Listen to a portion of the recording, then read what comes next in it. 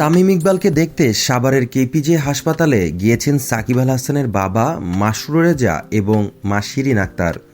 আজ মঙ্গলবার দুপুর 1টার দিকে তারা হাসপাতালে গিয়েছেন বলে জানা গেছে।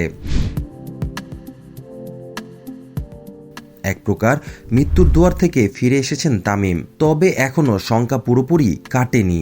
সাবেক এই অধিনায়কের জন্য প্রার্থনায় স্বজন, ভক্ত, সমর্থক থেকে শুরু করে গোটা দেশের মানুষ। দীর্ঘ সময় একসঙ্গে 22 গজে দেশের প্রতিনিধিত্ব করা সতীর্থের জন্য দোয়া চেয়ে নিজের ফেসবুক পেজে পোস্ট করেছিলেন টাইগার অলরাউন্ডার সাকিব আল হাসান। গতকাল রাতে এক পোস্টে সাকিব লিখেছেন, আজ আমার জন্য বিশেষ দিন, কিন্তু মনটা পুরোপুরি আনন্দে নেই, কারণ আমার প্রিয় সতীর্থ ও বন্ধু তামিম ইকবাল অসুস্থ। মাঠে আমরা একসঙ্গে অনেক লড়াই করেছি, অনেক স্মৃতি রয়েছে, আর সবসময় চাইব আমাদের এই পথ চলা আরও দীর্ঘ হোক।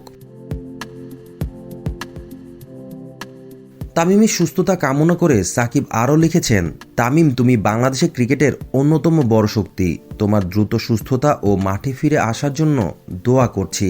ইনশাল্লাহ তুমি খুব তাড়াতাড়ি সুস্থ হয়ে আমাদের মাঝে ফিরে আসবে। তামিমের জন্য আপনার দোয়াই হবে আমার জন্মদিনে সেরা উপহার। দোয়া করবেন আমার ভাই তামিম যেন দ্রুত সুস্থ হয়ে আবার মাঠে ফিরতে পারে, যোগ করেন সাকিব। প্রসঙ্গত, প্রিমিয়ার লিগ ম্যাচ খেলতে নেমে হঠাৎ অসুস্থ হয়ে পড়েন তামিম ইকবাল।